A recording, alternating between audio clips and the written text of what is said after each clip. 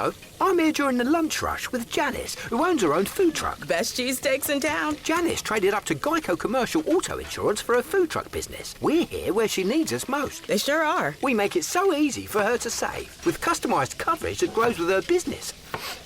Sorry, I just get so emotional talking about saving folks money. Not this onion I'm chopping? It's just so beautiful. Oh yeah, no, it's the onion. Get a commercial auto insurance quote today at geico.com and see how much you could save. It feels good to Geico. It's time for the Larry H. Miller Utah Summer Games at Southern Utah University in Cedar City. Register today to participate in the 40th anniversary season of a Utah sports tradition at utahsummergames.org. Participate in over 50 sports around the state. Then plan to join the opening ceremonies Friday, June 5th, presented by State Bank of Southern Utah. Register today to participate in the 40th anniversary season of the Larry H. Miller Utah Summer Games. Breaking down the teams you're passionate about. This is Scotty G and Friends on 97.5, the KSL Sports Zone. 97.5, the KSL Sports Zone. Kicking off your 1 o'clock hour. Let's talk some Utes. Steve Bartle, kind enough to join us right here on the Zone. Steve, how you doing, man? I'm doing great, Scotty. How you doing? Well, I'm better now that you and I get to chat because we get to talk basketball, we get to talk football. There's so much stuff going on right now. But as you look back at spring ball, what were some of the key takeaways you took? You were able to manage from this team going into fall? Yeah, I think there are a number of really positive takeaways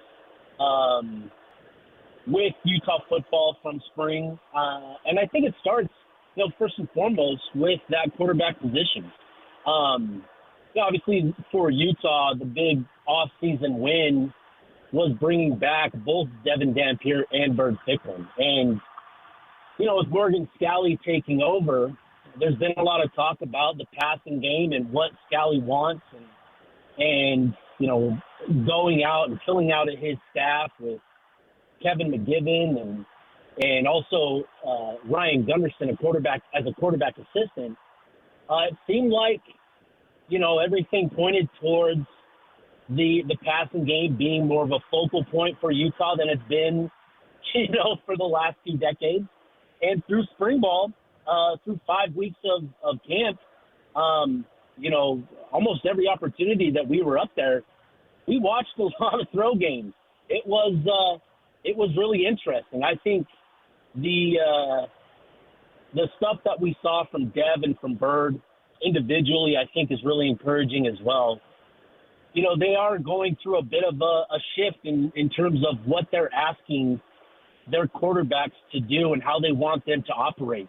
McGibbon showed, at the beginning of spring camp that they're trying to develop, complete quarterbacks, guys that, understand pre-snap responsibilities, identifying defenses and where they have advantages and that. And so this is a process that Dev and Bird have been going through and kind of learning.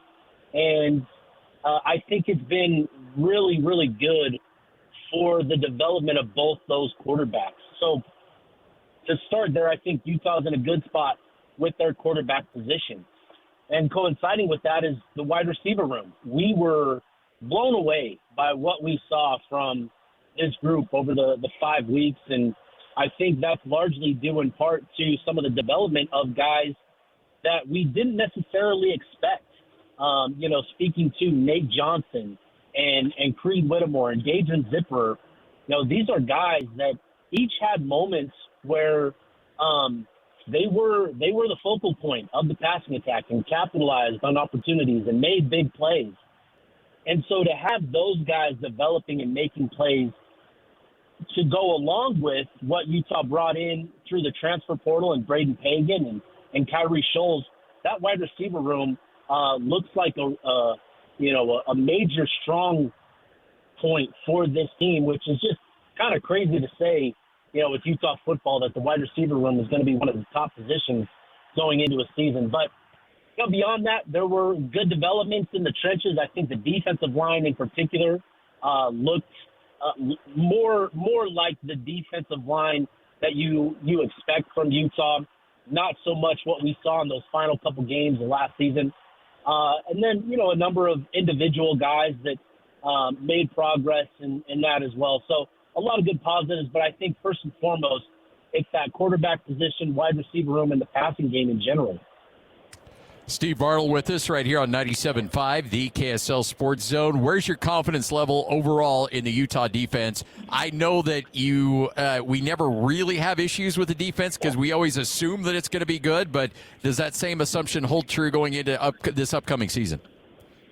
Yeah, I think so, right? When you have a head coach that served as defensive coordinator for the last however long he's been the coordinator, 10 years, whatever it's been, that's going to continue to be a point of emphasis. And based on what we saw in spring, that group has gone through a lot of changes. There's a lot of new faces on that side of the ball. But I think they have the right ingredients for things to just kind of continue. Maybe not, it may not be the best defense that we've seen from Utah. It may take a step back.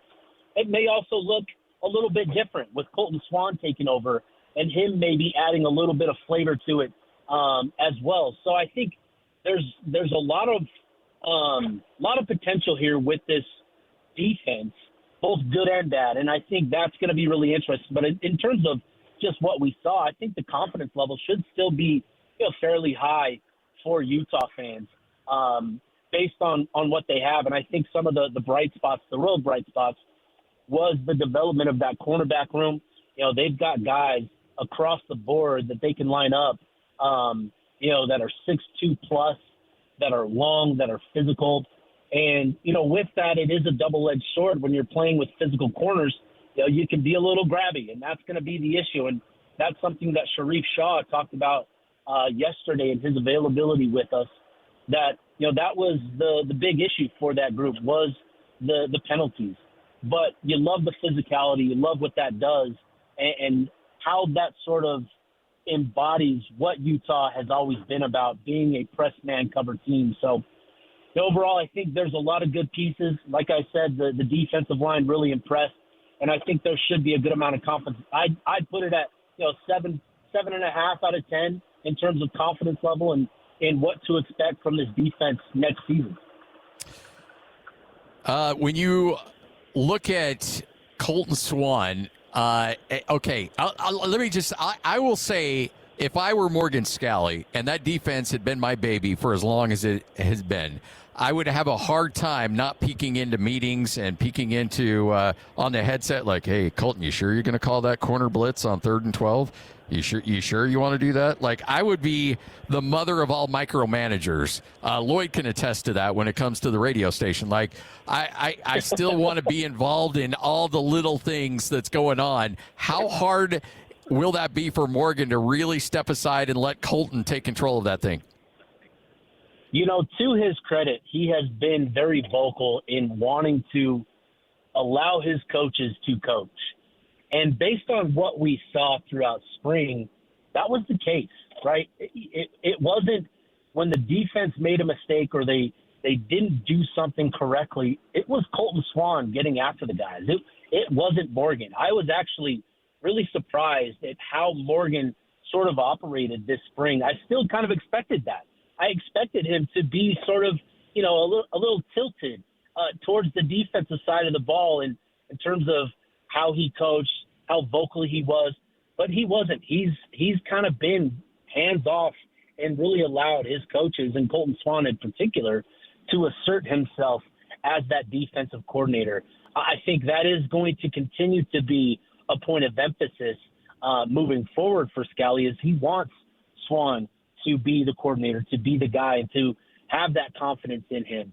Now, obviously, that's easy to say now in spring, but once things start going live and, you've got the pressure of winning games and maybe the defense isn't performing up to certain standards, maybe you see Scally step in, as any head coach would do. But so far, I think through spring ball, his actions have backed up what he said and wanting to give his coaches that freedom to coach how they want to coach. Steve Bartle, Ute Insider, joining us right here on 97.5, the KSL Sports Zone. So knowing what you know now coming out of spring, what are the things you're looking at going into fall camp? What are some answers you want to see when camp rolls around in late July? Yeah, it starts with the offensive line. And that's been the big question mark this offseason because you're replacing 5 starters and 5 really good, talented, experienced starters. So that group performed at an elite level. It was one of the top offensive line units in the country.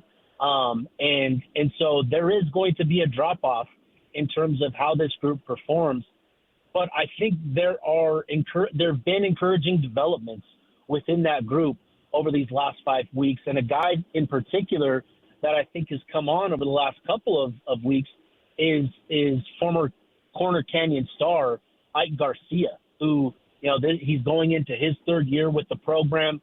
And his first 2 years, he battled through a lot of injuries. And so this has been a kind of a rough start to his collegiate career because the injuries have just limited his availability. But him getting back on the field this spring, he put together some really good practices, some really good performances over these last couple of weeks, and I think has kind of springboarded himself forward into the offseason with increased confidence and optimism about what he can be. So, there's been individual developments that we've seen beyond Ike Garcia. I think Zeroy Williams, who's been in the program for, 5 years now, he's just similar story, kind of battling the injury bug. He emerged as a really reliable presence at left tackle. But I think figuring out what exactly your starting 5 is going to be, and then who are going to be the 3 or 4 guys behind that starting 5 that you feel comfortable and confident in moving forward. That's going to be the big question mark throughout the summer and into fall camp is what does that offensive line look like? And then, the tight end group. I think there isn't necessarily a lot of reason to be worried.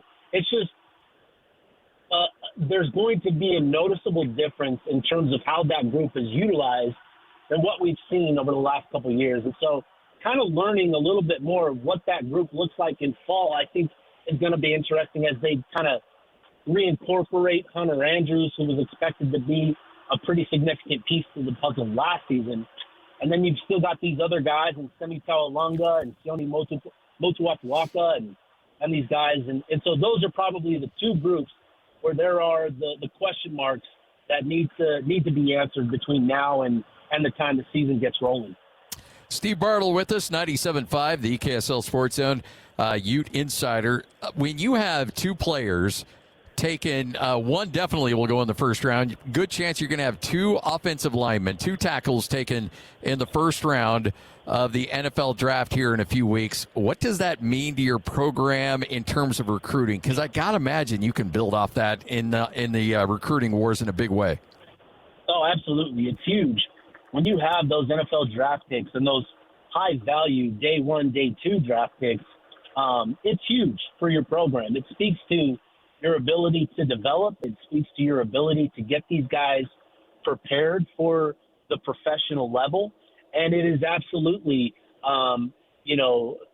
stuff that coaches will use not only for offensive line recruiting, but for recruiting in general. Because, as much as this is about, 2 really good offensive linemen, it's also about the competition in practice that you're going to have on the defensive side of the ball. And what you're seeing there is, Spencer's brother, Logan, getting some draft buzz. And that competition between those 2 over the last 2 seasons has been really fun and really beneficial for the 2 of them.